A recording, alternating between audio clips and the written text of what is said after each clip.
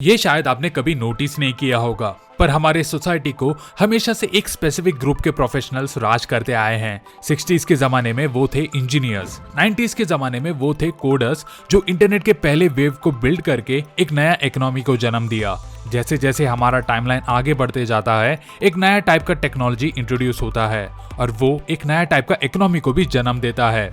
और आज के टाइम में हमारे बीच एक ऐसा प्रोफेशन है जो आने वाले नए टाइप ऑफ इकोनॉमी को अच्छी तरह से पहचानता है, और वो लोग कोई और नहीं, वो है गेमर्स।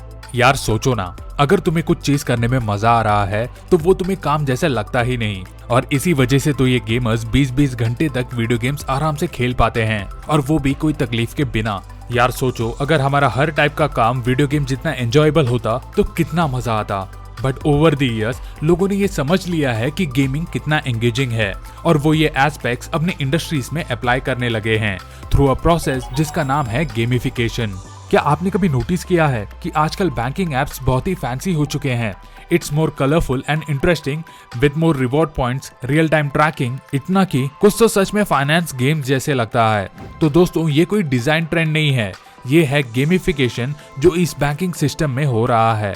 गेमिफिकेशन एक ऐसा प्रोसेस है जहां इंडस्ट्रीज गेम डिजाइन एलिमेंट्स को अप्लाई करते हैं into the non game environment, और ये एक बहुत ही क्रिएटिव प्रोसेस होता है।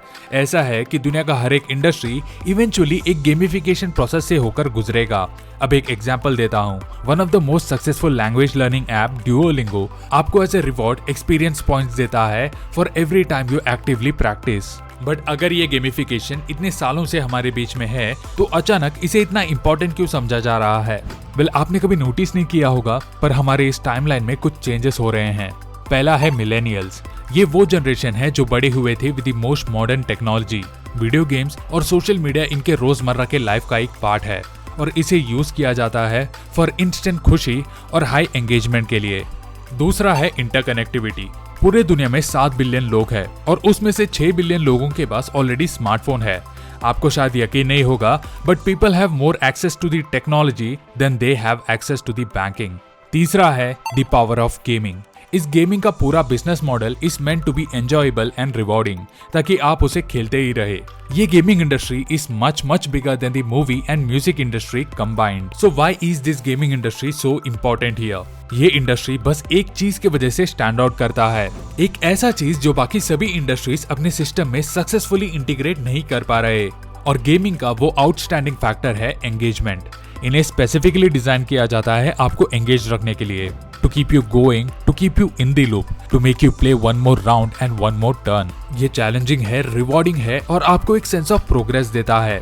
दूसरी ओर यहाँ अनगिनत मेंबर्स और डायरेक्टर्स एक बोरिंग सी मीटिंग में अटके हुए हैं, स्क्रैचिंग देयर हेड्स, और ये ट्राई कर रहे हैं कि वो कैसे अपने एंगेजमेंट को बूस्ट कर सकते हैं with their company, customers and clients. जबकि उसी वक्त बाजू में एक ऐसा इंडस्ट्री है जो इस एंगेजमेंट के गेम को पूरी तरह से डोमिनेट कर रहा है, और इसके चलते एक नया इकोनॉमी बिल्ड हो रहा है, दी मेटावर्स इकोनॉमी। जब नाइकी ने अपना रनिंग ऐप लॉन्च किया तो उसमें गेमिफिकेशन एलिमेंट्स ऑलरेडी इंक्लूडेड थे, लाइक बैजेस, पॉइंट्स और एक प्रोग्रेशन सिस्टम।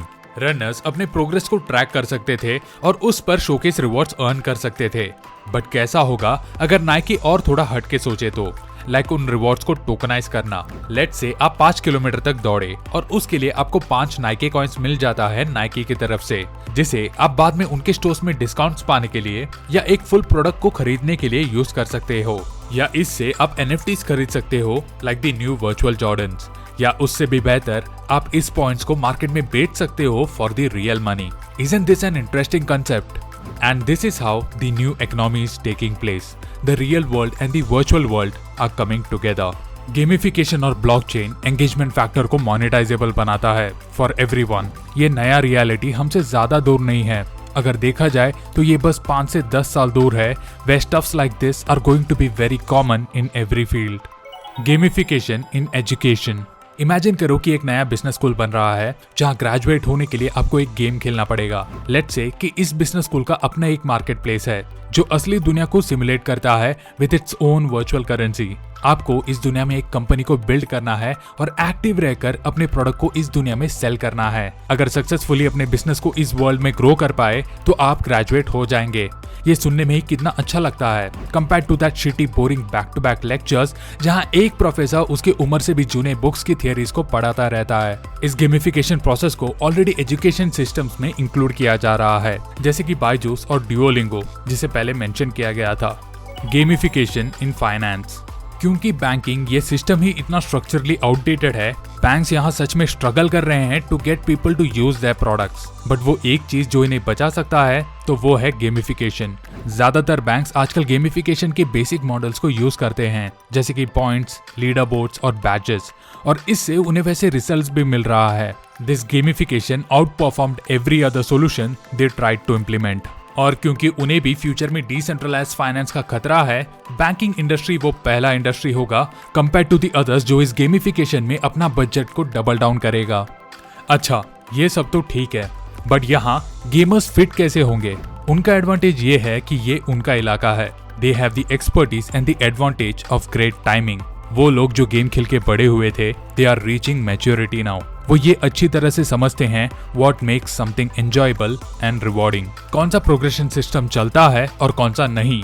अगर आप इस गेमिंग इंडस्ट्री की तरफ जरा गौर करोगे तो आप ये जानोगे कि इट्स नॉट द डेवलपर्स जो ये डिसाइड करता है कि ये गेम अच्छा है कि नहीं, इट्स द कम्युनिटी जो ये फीडबैक प्रोवाइड करता है। ये कम्युनिटी वो लोग होते हैं जो ये हक से कहते हैं, हे इस गेम का ये फीचर भंगार है, चेंज इट। उन्हें इस स्पेस का बेस्ट नॉलेज है क्योंकि उन्होंने अपना पूरा बचपन इसमें बिताया है, and right now they are in the best position to translate this knowledge into the real world value. Gaming experience का डिमांड आने वाले कुछ साल में स्काई रॉकेट करेगा। जो लोग ये समझते हैं कि कैसे गेमिफिकेशन को अलग अलग इंडस्ट्री में अप्लाई किया जा सकता है, they will be the one shaping the new economy. So guys, this was my research about gamification in various industries. मेरा एक सवाल है आपसे, आपको क्या लगता है गेमिफिकेशन किस हद तक हमारे फ्यूचर को बदल सकता है? अगर आपके दिमाग में कुछ आइडियाज आया हो तो प्लीज मुझे कमेंट्स में बताइए with an example. So until we meet next time with more such interesting topics, bye from Tech Baba.